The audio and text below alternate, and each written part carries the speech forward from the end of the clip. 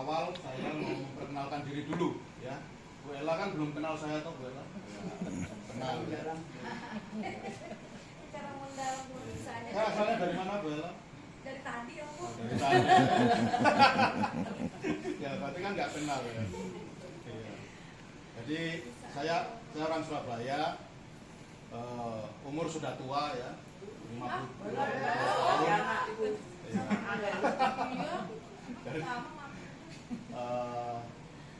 Saya 18 Januari 1972 ya. Jadi sekarang ya betul 52. Ya. Lalu perjalanan panggilan saya cukup berliku-liku ya, cukup unik. Jadi saya lulus SMA, saya kuliah manajemen perhotelan, lalu ya sampai S1, lalu kerja di Hotel Bintang 5 di Surabaya 5 tahun ya, sampai 5 tahun.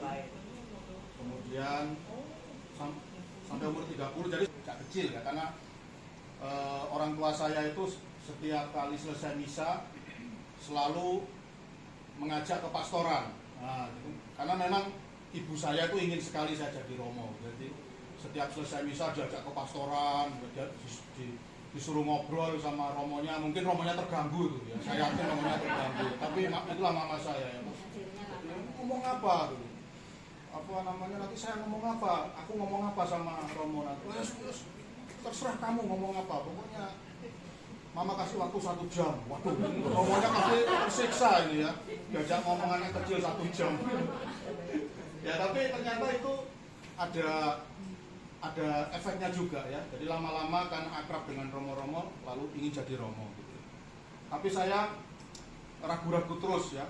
Jadi harusnya lulus SMP masuk seminari ya. Harusnya seperti itu kan, harus seminari menengah. Tapi saya selalu ragu-ragu. Apalagi ketika mendengar romo yang memberkati pernikahan orang tua saya ya, itu keluar ya, meninggalkan imamat, meninggalkan jubah. Itu iya, lalu saya menjadi takut gitu ya. Wah, nanti kalau saya seperti romo itu bagaimana? Sudah bertahun-tahun belajar di seminari ya, setelah jadi romo terus keluar gitu ya. Maka itu membuat saya jadi takut ya. Setiap tahun saya tunda-tunda terus ya. Harusnya lulus SMP masuk seminari menengah, wah enggak lah, saya SMA umum aja. Setelah lulus SMA negeri, lalu ragu-ragu lagi ya. Harusnya kan bisa masuk seminari juga. Wah, ragu-ragu. Akhirnya kuliah, ambil kuliah perhotelan itu. Setelah lulus juga ragu-ragu lagi. Akhirnya saya bekerja di Hotel Bintang 5 itu selama 5 tahun. Tapi itulah yang namanya panggilan ya. Panggilan itu seperti orang jatuh cinta ya. Seperti Pak Abri jatuh cinta dengan Bu Siska gitu ya. Itu kalau nggak dituruti, itu pasti mati muda. Pak Abri ya, kalau nggak dituruti ya. Lagu itu tuh lagu. Ya, tapi untungnya ya keturutan. Nah, akhirnya sekarang awet tua gitu. Ya, itu sama ya. Jadi kalau nggak panggilan itu kalau nggak nggak dituruti itu gelisah, nggak bisa tidur ya. Ya seperti itulah. Seperti orang jatuh cinta, kalau nggak keturutan itu juga pasti gelisah gitu. Nah, maka supaya saya nggak gelisah terus umur hidup, maka umur 30 saya itu tahun 2002 ya, saya mantep supaya saya tidak diganggu terus oleh panggilan ini. Saya akhirnya masuk Ordo Karmel ya. Lalu ya kemudian menjadi apa namanya, saya bersyukur panggilan saya itu lancar ya. Jadi kalau normalnya itu 9 tahun di seminari, saya 8 tahun ya. 8 tahun sudah dihabiskan jadi romo ya. Itu umur 38 ya. Umur 38 saya dihabiskan jadi imam. Lalu penugasan pertama di Kalimantan selama 3 tahun. Lalu diutus jadi misionaris ke Tiongkok ya, selama 6 tahun, tepatnya di kota Beijing. Sayang sekali, lalu 2019 itu ada pandemi ya, pandemi yang asalnya dari Wuhan itu, dari Tiongkok itu. Maka kemudian semua orang asing harus diminta untuk pulang ke negaranya masing-masing, termasuk saya ya. Semua orang asing harus meninggalkan Tiongkok. Lalu saya minta satu ibu umat MKK ya, umat paroki MKK. Kalau ada umat MKK atau MBK yang ini traveling ke Beijing, ke Tiongkok, kasihkan saya. Saya siap jadi tour guide. Wah, jadi pemandu wisata. Jadi akhirnya saya ajak mereka keliling-keliling keliling China itu ya. Ke Beijing, Xi'an, Shanghai, Guangzhou, mana-mana pokoknya. Guilin, Chuchaiko, ya. Terus dapat amplop lagi. Terus dapat amplop lagi. Perbaikan gizi ya. Iya, perbaikan gizi. Jadi rahmatnya luar biasa. Itu kalau taat ya.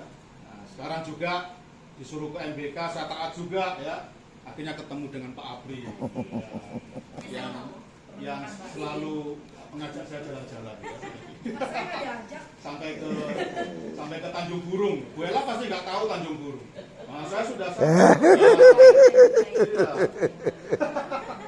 nah, jadi itulah.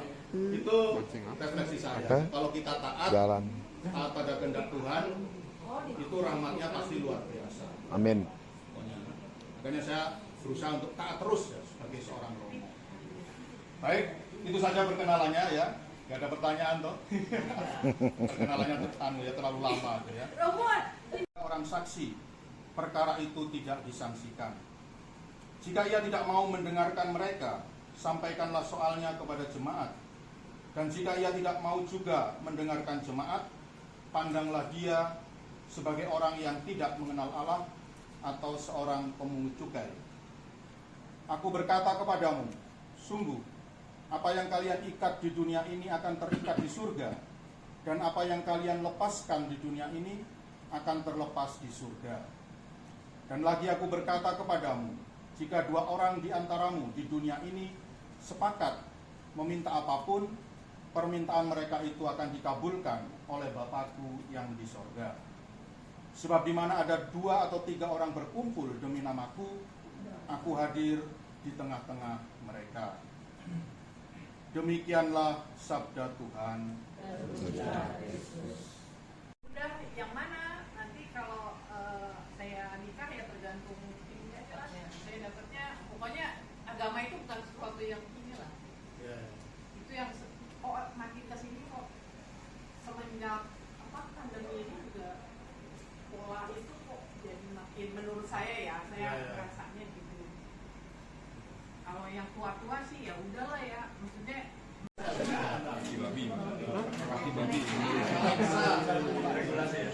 Ayo, Pak Dusi. Berapa lama di sana, Pak Dusi?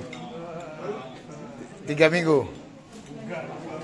2 minggu. Oh. Udah ngerasain bir sana dong?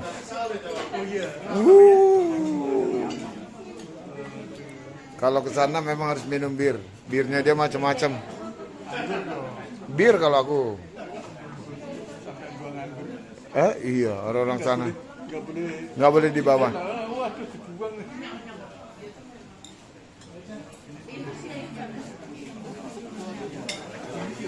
Nasi kebuli mah. Ayo, Pak Dusi, Pak Yudi, Oma. Ayo, Bu Lukman. Mari kita menikmati. Dah.